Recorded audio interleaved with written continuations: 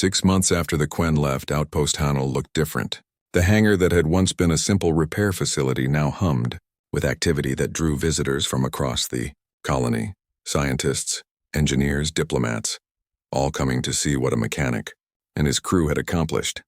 Deho stood in his workshop, teaching a class of 30 engineers from the colonial universities. The quantum harmonic calibrator sat on the table before them, its crystalline structure catching the light in ways that still made human eyes struggle to focus. The key is understanding that it's not about electricity, he explained. It's about resonance. Everything in the universe vibrates. This tool lets you tune into those vibrations, work with them instead of against them. A young engineer raised her hand. But how do you know what frequency to use? You feel it, Deho said simply. I know that sounds mystical or whatever, but it's real. You learn to listen. The machine tells you what it needs. Jiho assisted with the demonstration, his confidence grown over the past months. He had become something of a specialist in Quen technology, spending hours studying the readings they had taken from the ship. The crystal the child had given him sat on his workstation, a constant reminder of why the work mattered. Minha entered the workshop, tablet in hand, and a smile on her face. You're going to want to see this.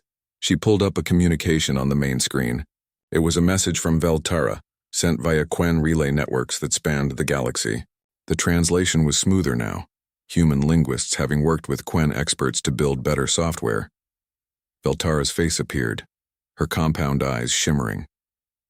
Greetings to Outpost Hanul, to Deho and his crew. I bring news that will warm your hearts as you warmed ours. The image shifted to show a pastoral landscape under a golden sun. Green fields, strange trees with spiral trunks, and children. The 12 Quen children running and playing, healthy and happy. They had grown in 6 months, their chitinous plates brighter, their movements more confident. The children have arrived at the sanctuary world, Veltara continued. They speak of you constantly, of the humans who saved them, of Jiho who played music with tools, of Sumin who healed with gentle hands, of Minha who told their story, of Deho who refused to let them die. The image shifted again. Now it showed a massive structure, elegant and ancient, clearly not human in design, a building that seemed to grow from the ground rather than being built upon it. This is the Hall of Galactic Memory, Veltara explained, where the elder species record significant events. We have submitted your story, the rescue of the Quen children by humans of Outpost Hanul. It has been accepted and inscribed in permanent memory. Deho felt something tighten in his chest. The Hall of Galactic Memory. He had heard of it from Quen transmissions. It was where the galaxy recorded its history, going back millions of years, and now humans were part of it. But that is not all, Veltara said. Her tone shifted, becoming more formal. The Quen Council has made a decision. We have long been isolated, sharing our technology with no one. But you have shown us that isolation is not strength. Compassion is strength. Cooperation is strength. The image showed 3 more alien species standing with Veltara. One looked like a being made of living crystal. Another was semi-aquatic with translucent skin. The third was tall and thin with feathers of gold. These are the Shrell, the Moroni, and the Kinta, Veltara said. Like the Quen, they have heard your story. Like the Quen, they wish to make contact, not as conquerors or exploiters, as friends. Minya grabbed Deho's arm, her grip tight with excitement. This is it. Real first contact, with multiple species. Because of what we did, the message continued. We are sending delegations to your world. Teachers, engineers, healers. We will share knowledge. Build together.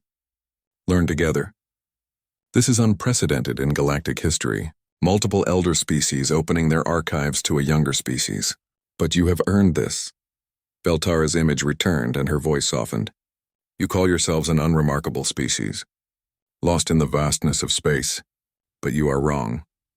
We have a new name for you, the Hearthkeepers, those who protect the flame of compassion even in the coldest void, those who pull strangers from death and ask nothing in return, those who repair what they do not understand because life is worth saving. The message ended. The workshop was silent. Then someone started clapping. Then another. Soon the entire room was applauding, whooping, laughing with joy and disbelief. Deho stood in the middle of it, feeling overwhelmed and small and somehow larger than he had ever been. Hyun appeared at the workshop door. He had been reinstated as commander, given a commendation for his handling of the incident. but he still looked like a man who worried too much. "The delegations arrive in 2 weeks," he said. "We need to prepare facilities, translators, protocols. This outpost is about to become the most important location in human space." "We'll manage," Deho said. "We always do." Over the following weeks, the outpost transformed. New buildings rose from the ice.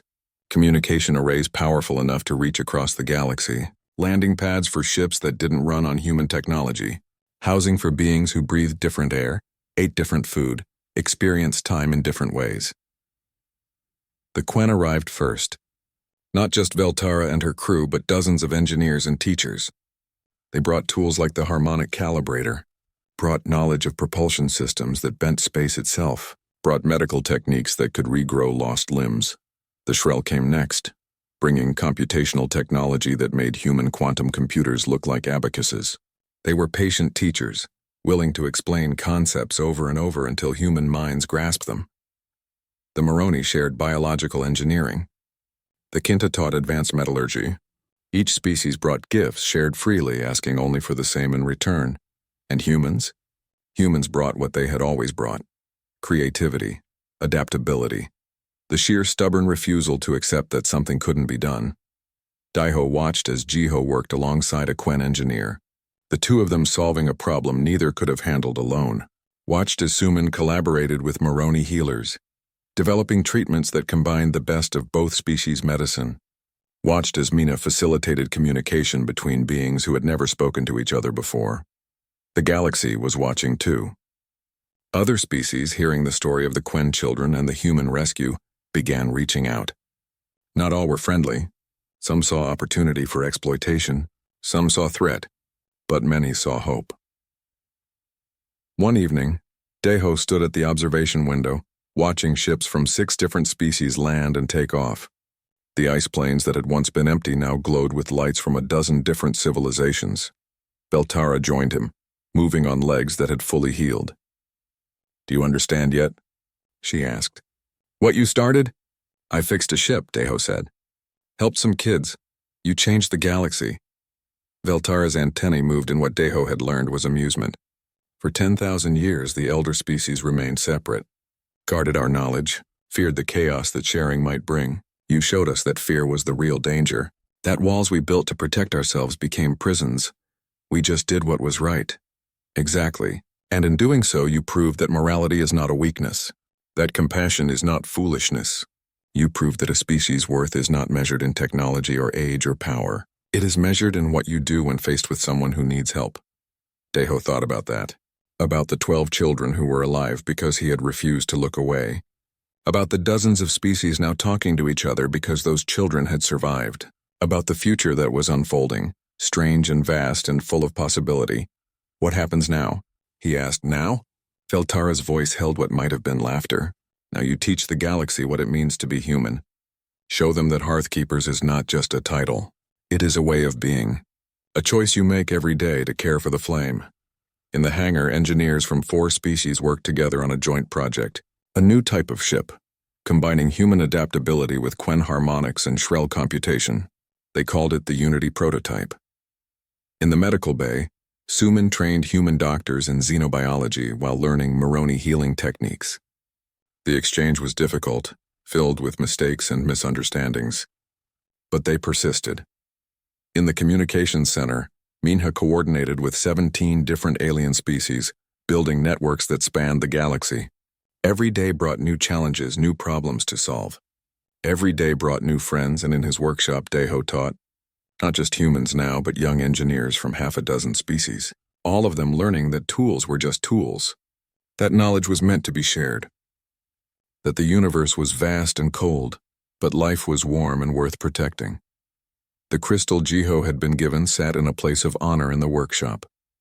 Beside it now sat gifts from other species, a Shrell data core, a Moroni biosculpture, a Quinta ceremonial blade, each one a symbol of friendship, of trust, of hope.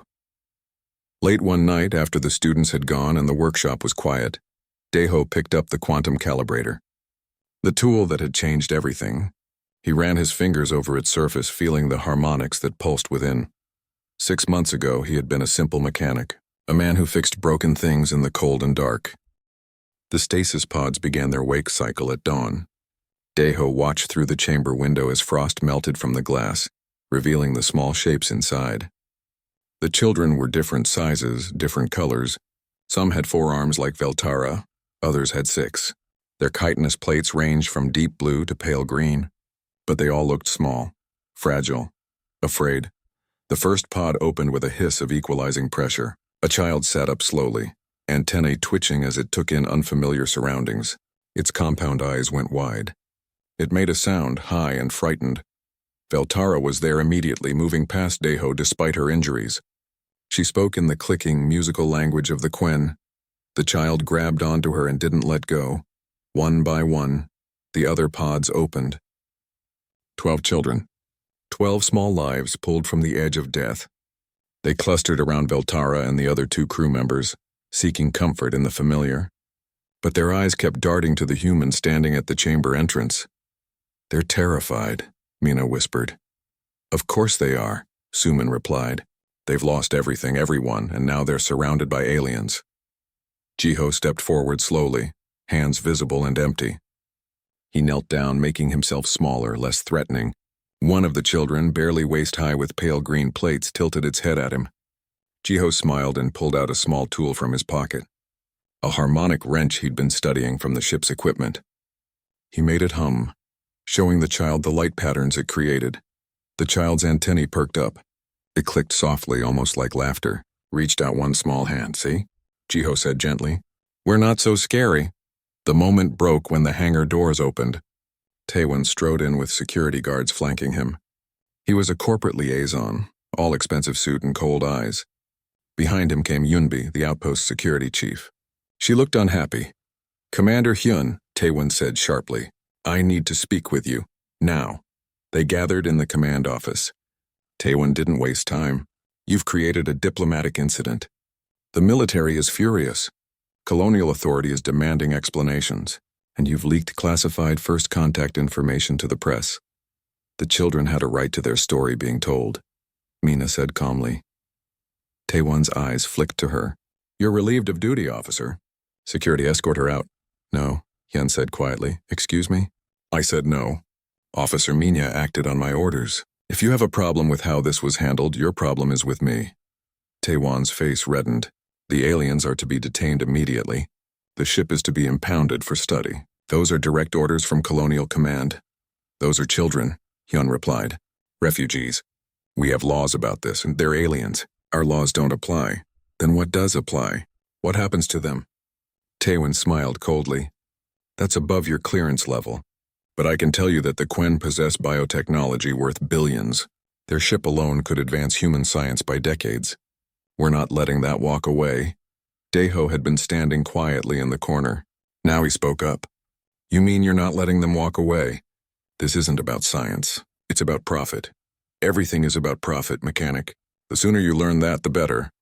Taewon turned to Yunbi. "Chief, have your people secure the aliens. Use force if necessary." Yunbi didn't move. "Sir, I need that order in writing." "What? You're asking me to use force against children? Refugee children who have broken no laws. I need that order documented and signed by someone with proper authority." Taewon's eyes narrowed. "Are you refusing?" "I'm following protocol. Get me proper authorization, and I'll carry out the order." The standoff was interrupted by alarms. The military frigate had arrived. It hung in orbit above the outpost, massive and threatening. Within minutes, soldiers were landing, armed and armored. Veltara found Deho in the hangar. She moved better now, Suman's treatment having worked better than anyone expected. The translator device hung from her belt.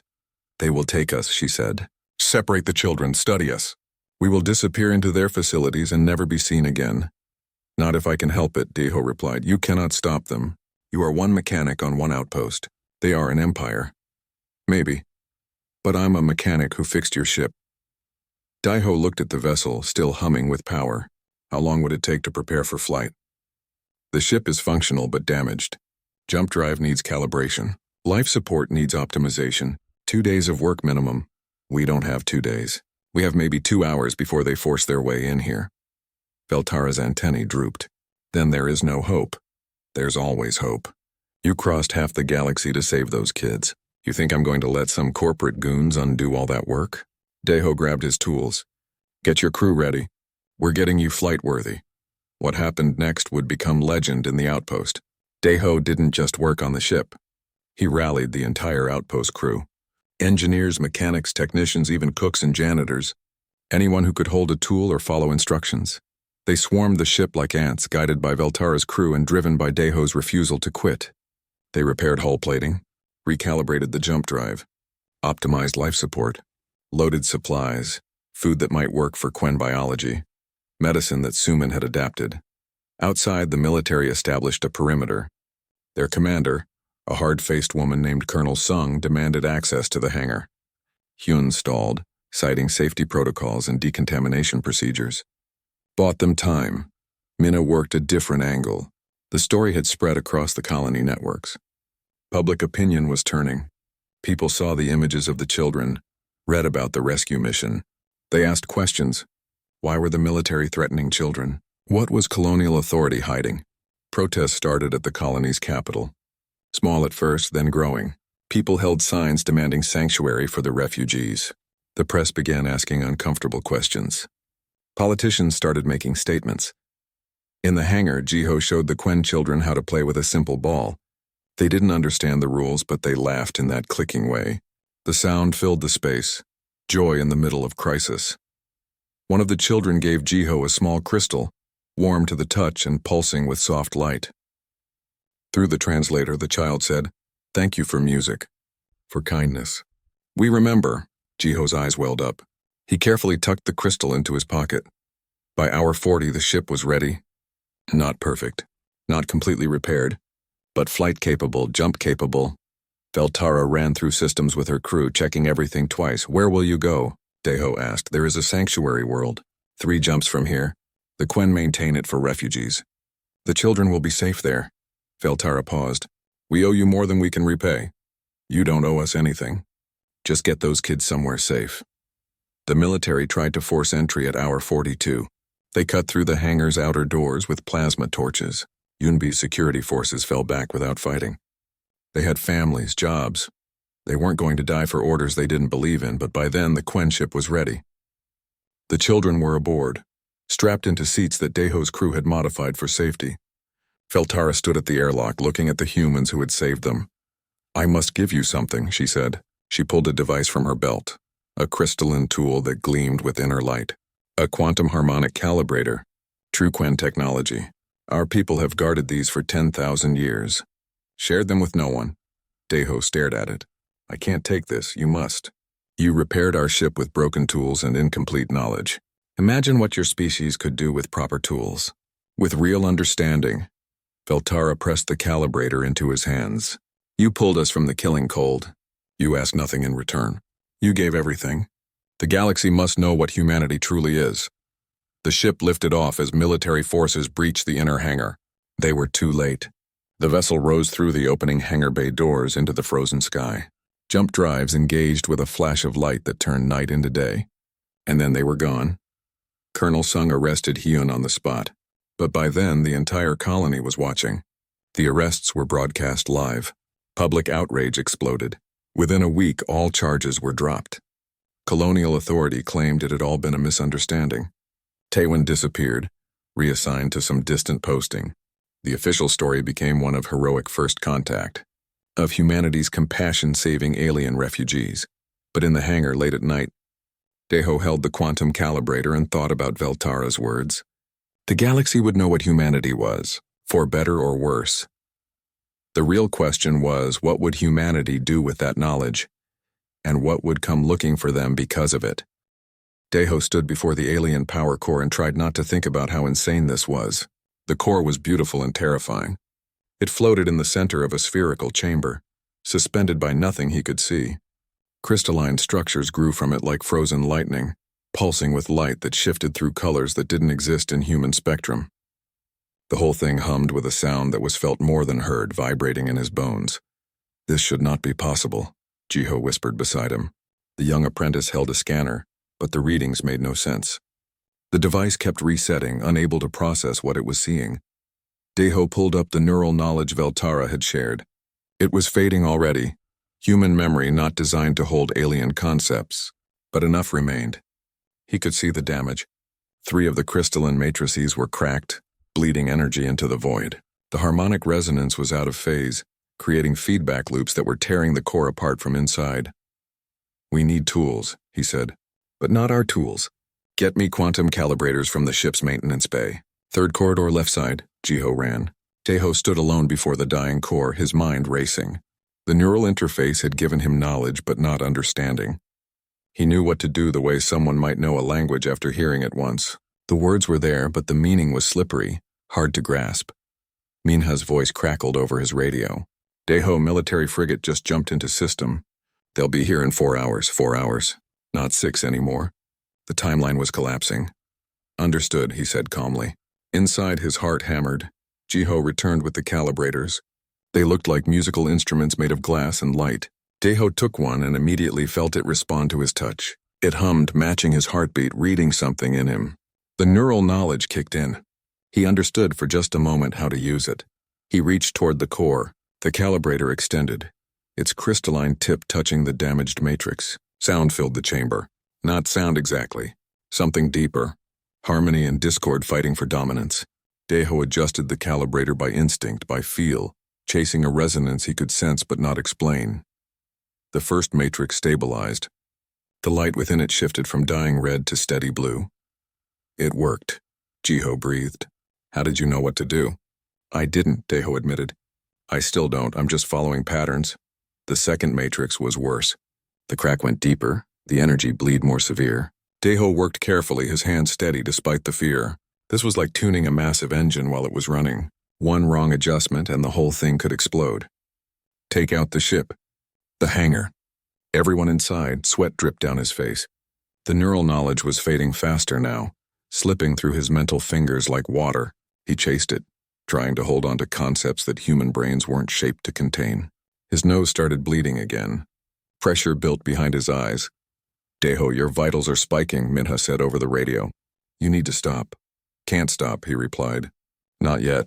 The second matrix stabilized, 2 down. 1 to go. In medical, Veltara struggled to sit up. Sumin tried to push her back down, but the alien captain was stronger than she looked. "What is he doing?" Veltara demanded through the translator. "The human. I can feel the core harmonics changing." "He's fixing it," Sumin said. "Like you showed him." "Impossible. The knowledge transfer was incomplete. He cannot possibly retain enough to complete the repairs. His species lacks the neural pathways. It should be like asking a child to perform brain surgery." "Maybe," Sumin said quietly. "But you don't know humans. When we decide something has to be done, we find a way, even if it should be impossible." Veltara stared at her with those rainbow eyes. "You are a strange species." "We get that a lot." Back in the core chamber, Daeho faced the final matrix. This one was the worst. The crack ran through its entire length, the energy bleed so severe that the crystal was visibly dissolving. He could feel the core's struggle, its fight to maintain coherence. Like a heart trying to beat with half its muscle gone. He reached out with the calibrator. His hands were shaking now. The neural knowledge was almost gone. Just fragments and feelings left. He couldn't remember the patterns anymore. Couldn't recall the specific harmonics needed. "Talk to me," Jiho said quietly. "What do you need?" "I don't know," Daeho admitted. "The knowledge is gone. I'm working blind now." "Then how?" Daeho closed his eyes. He stopped trying to remember the alien knowledge and started just feeling. The hum of the core, the vibration in his bones, the way the calibrator responded to his touch. He had been a mechanic for 40 years. He knew machines, knew how they breathed and sang and died. This was alien technology, yes, but at its heart it was still a machine, still something that wanted to work, wanted to live. He adjusted the calibrator by pure instinct. The sound changed. Wrong. He adjusted again. Still wrong, again, his head pounded. Blood dripped from his nose onto the floor. His vision blurred. "Daeho, you're in neural shock," Mina warned. "You need to stop now." "Almost there," he whispered. "One more adjustment."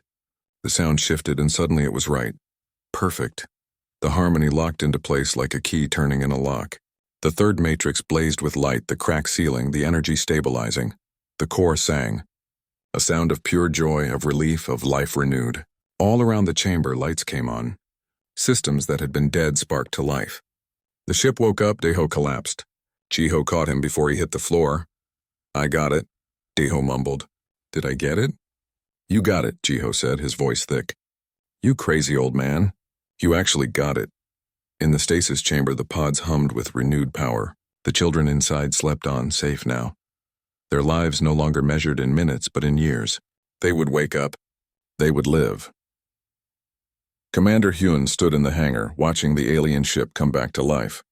Lights ran along its hull in patterns that seemed to dance. The ship's systems were fully operational now, running better than they had in months according to the readouts Minha was seeing. Remarkable, Hyun said. He actually did it. The military will be here in 3 hours, Minha reminded him. They'll want to take the ship, study it. Take the aliens. I know. Sir, we can't let them. Hyun looked at her. What do you suggest? I've already sent the ship logs to every news network in the colony. The full story. Rescue ship.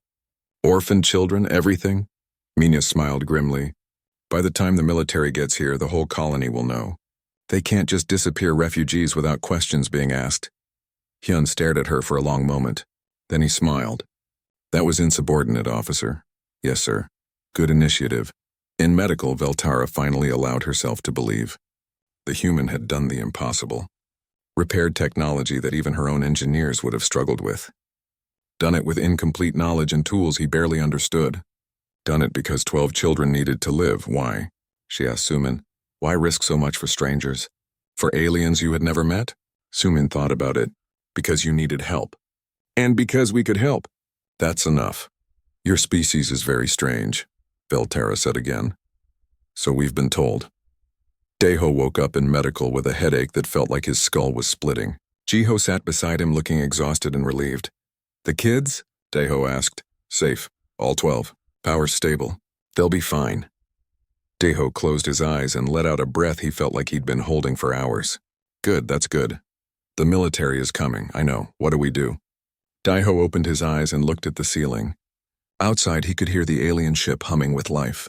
12 children slept inside, depending on strangers to keep them safe. Veltara and her crew had crossed the stars to save those children. They had failed their mission alone, but they weren't alone anymore. We do what humans do best, Deho said. We get stubborn. He sat up despite the pain, despite Sumin's protests. The military was coming. Corporate forces wanted the aliens for study and profit, but they were going to find that taking children from human protection was harder than they thought. Deho had repaired the ship. Now he had to help them escape. The real fight was about to begin. The airlock was frozen solid. Deho stood before it with a thermal cutter in his hand, watching ice steam away under the heat. The metal underneath was strange, not quite metal at all. It felt organic somehow, like cutting into frozen wood rather than steel. Careful, Mina said from behind him. She held a scanner, watching for any sign of danger. Hull integrity is fragile. One wrong move and we could breach it. Deho nodded, not looking away from his work. The cutter hissed and sparked. Ice fell in chunks to the hangar floor. Slowly, the outline of a door emerged. It was circular, marked with symbols that seemed to pulse with faint light. Jiho stood nearby with a medical kit. Next to him was Sumin, the outpost's medical officer. She was a small woman with steady hands and gray hair pulled back tight. She had treated everything from frostbite to radiation burns, but she had never treated an alien before. Any idea what we're dealing with? She asked Minha. Scans show silicon-based biology. Maybe. Hard to tell through the hull. Minha frowned at her readings. Their body temperature is lower than ours. Blood chemistry is completely different. I don't even know if our medicine will work on them. We'll figure it out, Sumin said firmly. We always do. The airlock finally gave way with a hiss of escaping air. The smell that came out was strange. Not bad, just different. Like rain on hot stones mixed with something sweet and sharp. Deho pulled the door open fully and looked inside. The corridor beyond was dark. Emergency lights flickered weakly along the walls, casting shadows that seemed to move on their own. The walls themselves were curved, smooth, covered in the same symbols as the hull. Everything was wrong. Too curved, too organic, too alien. I'm going in, Deho said. Not alone you're not, Sumin replied, stepping up beside him. If there are injured, you'll need me. They entered together, their lights cutting through the darkness. The ship's interior was cold, but not as cold as outside. Somewhere, some system was still working, still fighting to keep the temperature livable. Their footsteps echoed strangely, as if the walls were listening. They found the first one in what looked like a control room. It was collapsed over a console, one hand still reaching for controls it could no longer touch. Daeho's light fell across it and he stopped breathing. It looked like an insect. But wrong. Too large. Too elegant. Its body was covered in chitinous plates that shimmered dark blue and purple. 4 arms, 2 legs. A head that was almost triangular, with large eyes that were closed now. Antennae drooped from its head, lifeless. "Oh my God," Suman whispered. The creature's chest moved. Barely. A small rise and fall that spoke of life hanging by a thread. "It's alive," Daeho said. He moved forward quickly, carefully lifting the creature. It was lighter than he expected, its body cold to the touch. "We need to get it to medical now." They found the other 2 in a chamber deeper in the ship. Both were smaller than the first, curled together in what might have been an attempt to share warmth. Their chitinous plates were frost-covered, their breathing almost non-existent. The rescue became a race. Daeho and Jiho carried the aliens to the outpost medical bay while Suman ran ahead, preparing equipment. Minya stayed on the ship, trying to access its computer systems, trying to understand what had happened. In medical, Suman worked with desperate efficiency. She had no idea what she was doing. No manual for alien biology. No guidelines. Just instinct and hope. She wrapped them in thermal blankets, started IV lines with fluids that might or might not work, monitored vital signs that made no sense on her human equipment. "Their temperature is rising," she said after an hour. "That's good, I think." The largest one, the one from the control room, opened its eyes. They were compound eyes, multifaceted, reflecting light in rainbow patterns. Its gaze fixed on Suman and it made a sound. Clicking, musical, desperate. "I know," Suman said softly, even though she didn't understand the words. "I know it hurts. We're trying to help." Mina burst into medical, carrying a small device she had pulled from the alien ship. "Translation software. I found it in their systems. It's damaged, but it might work." She activated it. The device hummed, lights flickering across its surface. The alien made another sound, and this time, a mechanical voice spoke from the device. "Ship. Damaged. Children. Dying. Please." The word hit them all like a physical blow. "Children. Where?" Daeho asked urgently. "Where are the children?" The alien's hand moved weakly, pointing. Back toward the ship. Deeper in Daeho ran. He ran back through the hangar, back into that dark alien corridor. Jiho followed close behind. They went deeper into the ship than before, past the control room, past the chamber where they had found the other aliens, following corridor after corridor until they found a door that was sealed tight. "Help me," Daeho said, pulling at the door. It wouldn't budge. He grabbed his tools, started working on the mechanism. It was different from anything he knew, but all doors were the same in principle. Lock, seal, release. The door opened and cold air rushed out. Inside were 12 pods, Stacy's pods. Daeho could see small shapes inside them, visible through frosted glass.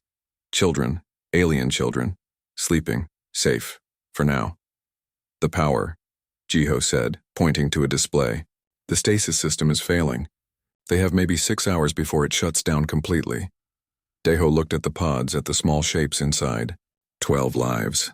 12 children who had crossed the stars and ended up here, in the cold, depending on strangers to save them. He ran back to medical. The large alien was still conscious, still fighting despite its injuries. Daeho knelt beside it. "Your children are alive," he said. "We found them. But the ship is dying. We need to fix it. Can you help us?" The alien's eyes focused on him. Through the translator, its voice came weak but determined. "I am Veltara, Captain. The children, refugees, war. We were taking them to safety. Jump drive failed. We crashed. We'll help," Daeho said. "But I need to know how to fix your ship. How to keep those children alive." Veltara made a sound that might have been a laugh or a sob. "Your technology were different. You cannot understand our systems. Quantum bonded. Harmonic resonance. Human minds do not work this way." "Try me," Daeho said. Veltara reached out with one hand, touching a device on her belt, a small headset that glowed with soft light.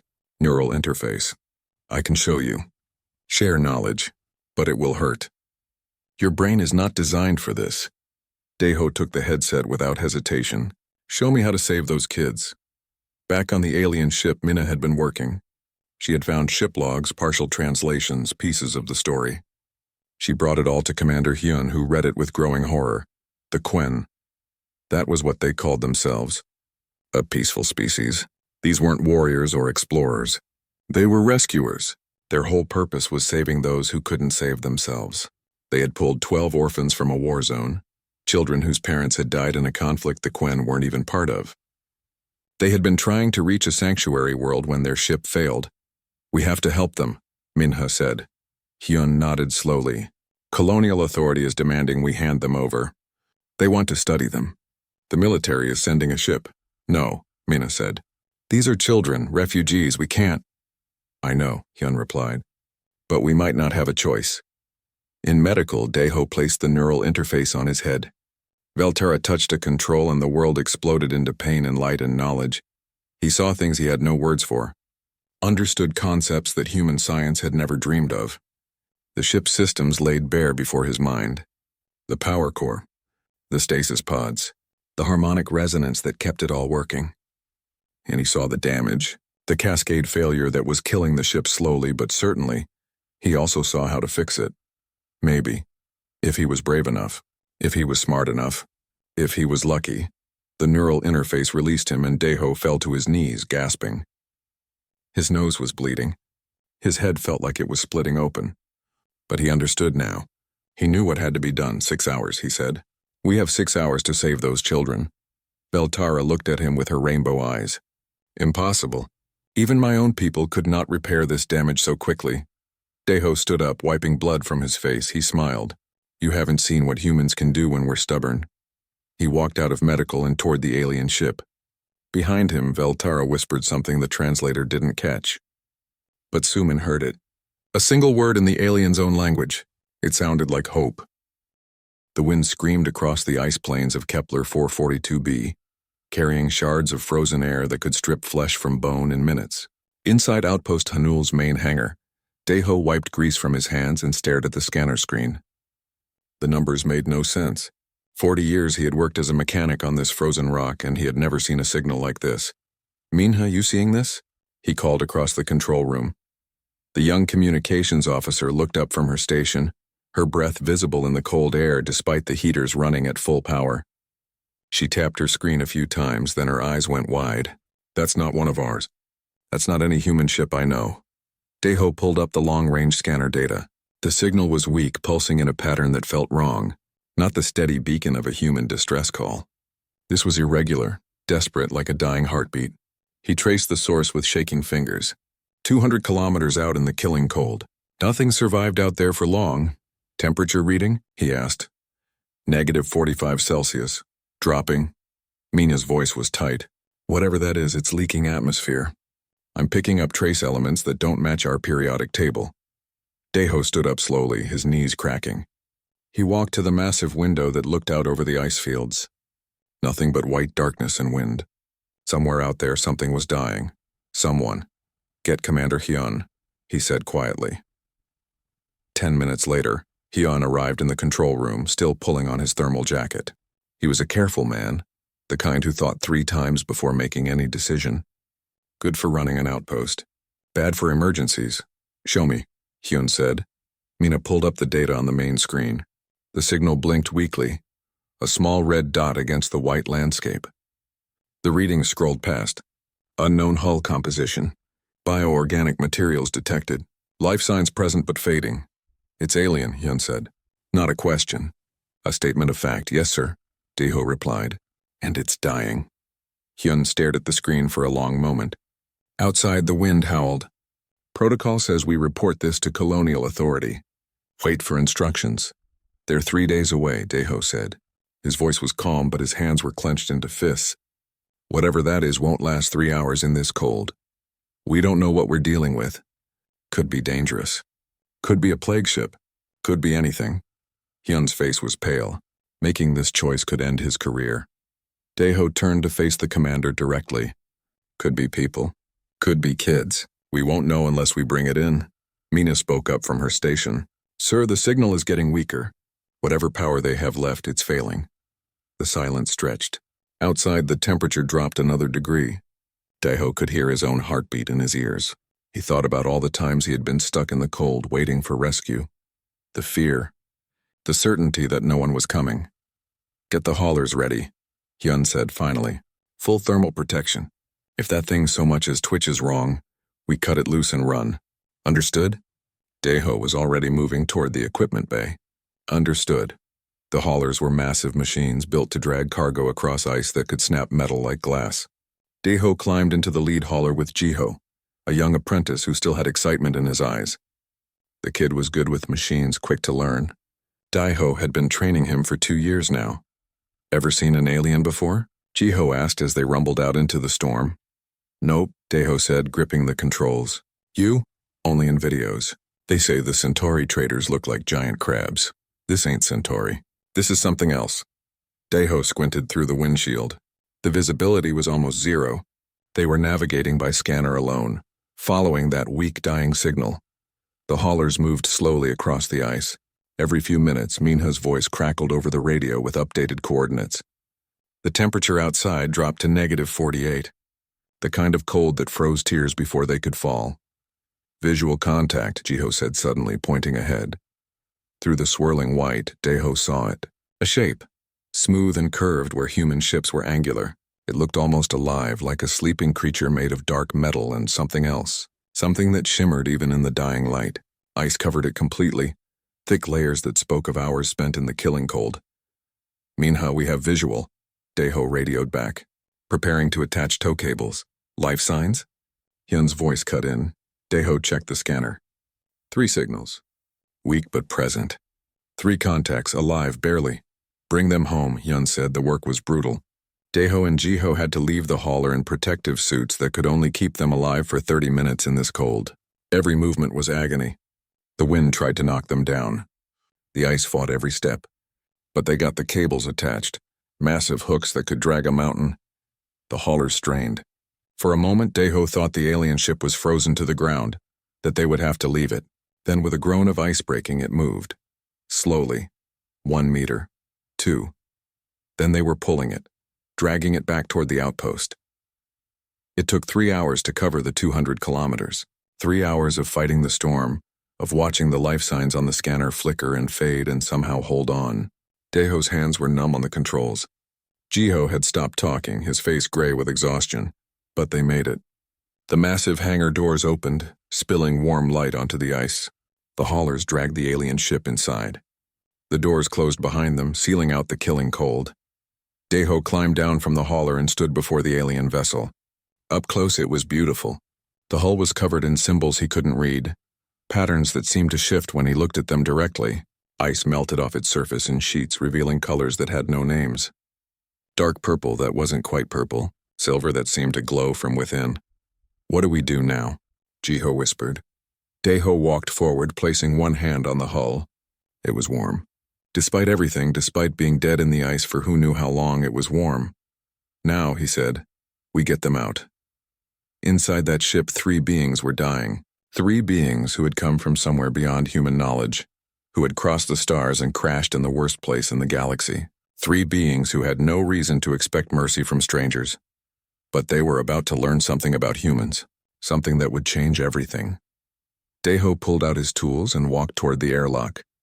Behind him, the outpost crew gathered, nervous and excited and afraid. Outside, the storm raged on. Inside the alien ship, hearts still beat. The rescue had only just begun.